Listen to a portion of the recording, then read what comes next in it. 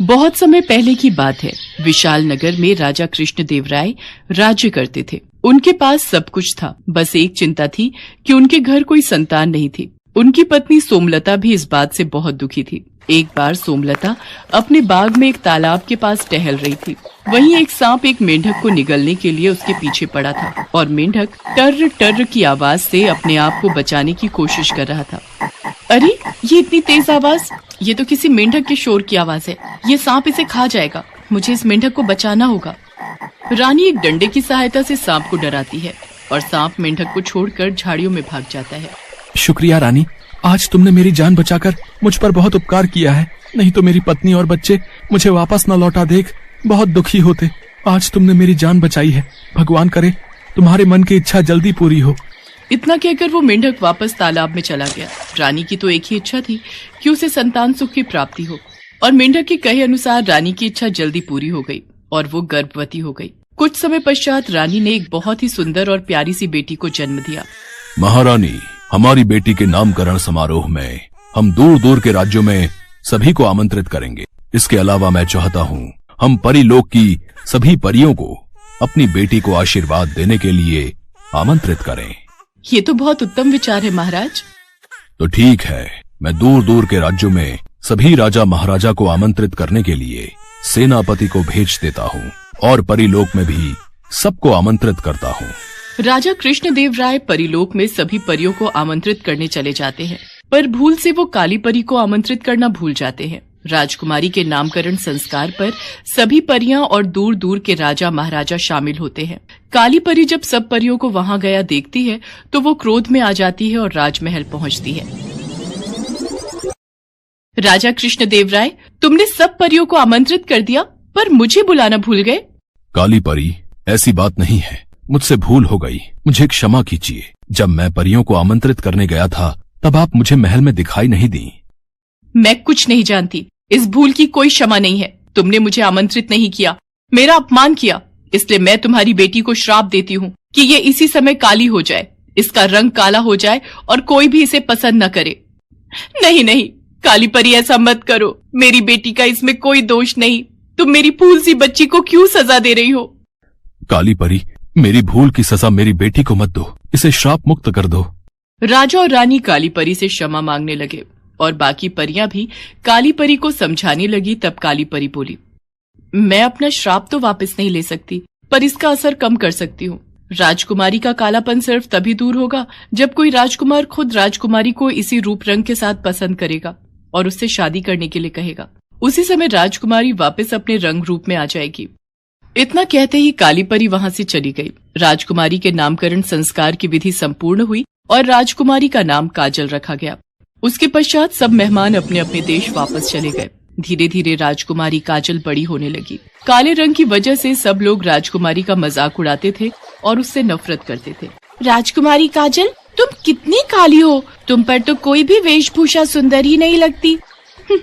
अगर ये इतने सुंदर सुंदर कपड़े और गहने हमारे पास होते ना तो हम तुमसे ज्यादा सुंदर लगती। अरे राजकुमारी काजल को कुछ मत कहो, नहीं तो ये राजा रानी को हमारी शिकायत लगा देगी। हमारे माता पिता ने मना करा है कि हम राजकुमारी के साथ ना खेलें, नहीं तो राजा रानी हमें सजा दे देंगे। चलो चलो, हमें इसके साथ नहीं खेलना। नहीं, मैं माताश्री पिताश्री को कुछ नहीं कहूंगी, तुम सब मेरे साथ खेलो, मुझे तुम्हारे साथ खेलना है, रुको।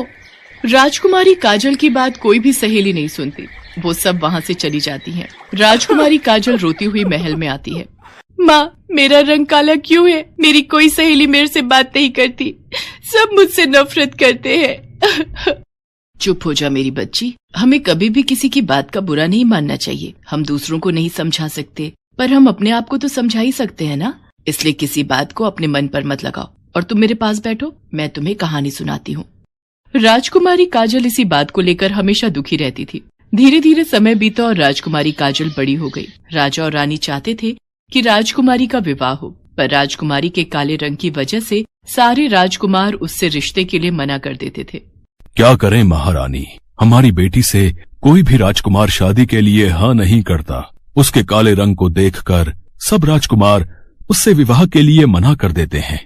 इस बात की चिंता तो मुझे भी सता रही है। काली परी के श्राप से कब और कैसे मुक्त होगी हमारी बच्ची, ये तो वक्त ही बताएगा। वैसे राजकुमारी काजल है कहाँ? आज वो सुबह से ही दिखाई नहीं दे रही। और कहाँ जाना है? अपना मन हल्का करने के लिए वो जंगल में शिकार पर निकली है और तो कोई उसका साथी है नहीं, इसलिए वो अकेली ही अपने दुख को मन में दबाए मन बहलाने शिकार पर चली जाती है। अरे राजकुमारी काजल कहाँ गई? लगता है वो किसी जानवर का पीछा करते हुए आगे चली गई हैं। अब तो एक ही रास्ता है, हम यहीं नदी किनारे बैठकर उनका इंतजार करते हैं। राजकुमारी काजल घोड़े पर सवार धनुष बाण हाथ में लिए शिकार का पीछा कर रही थी। अचानक राजकुमारी ने देखा एक नौजवान दो शेरों के बीच घिरा हुआ है और वो नौजवान निहत्था है। शेर उस पर हमला करने ही वाले थे कि तभी राजकुमारी काजल उनके बीच जमीन पर तीरों की बौछार से उन्हें डराती है, जिससे डरकर दोनों शेर जंगल की ओर भाग जाते हैं। लाइए हाथ दीजिए, आप ठीक तो हैं? जी शुक्रिया, बस थोड़ी सी देर हो जाती तो मैं इन दोनों का भोजन बन चुका होता। वैसे मेरा नाम जयचंद है, मैं पास के राज्य कुशलगढ़ का राजकुमार हूँ। और आपका परिचय? राजकुमारी काजल जयचंद को अपना परिचय देती है। धीरे धीरे जयचंद और राजकुमारी काजल में दोस्ती हो जाती है। राजकुमारी काजल को जयचंद का साथ बहुत अच्छा लगता था। राजकुमारी मन ही मन जयचंद को प्यार करने लगती है, पर राजकुमारी को डर था कि कहीं सभी राजकुमारों की तरह जयचंद भी राजकुमारी को विवाह के लिए मना न कर दे। इसलिए राजकुमारी काजल ने जयचंद से दूरी बनाना ही ठीक समझा। आज 5 दिन हो गए, राजकुमारी काजल मुझसे मिलने नहीं आई। सब ठीक तो होगा? कहीं राजकुमारी काजल का स्वास्थ्य तो नहीं खराब हो गया? मुझे उनके राज्य में जाकर उनका हालचाल जानना चाहिए। राजकुमार जयचंद राजकुमारी से मिलने महल जाता है तो उसे सारी सच्चाई पता चलती है। राजकुमारी काजल, आपने बिना मेरी राय लिए, मेरे से बात किए बिना ये कैसे फैसला ले लिया कि मैं आपको पसंद नहीं करूंगा? मैंने तो आपसे अभी तक अपने मन की बात कही ही नहीं। राजकुमार जयचंद, इसीलिए आपसे ये बात नहीं की क्योंकि आप देखने में बहुत सुंदर हैं। आपको तो सुंदर राजकुमारियां अपने विवाह के लिए मिल जाएंगी, पर मैं आपके लायक नहीं हूँ, इसीलिए मैंने दूरी बना ली।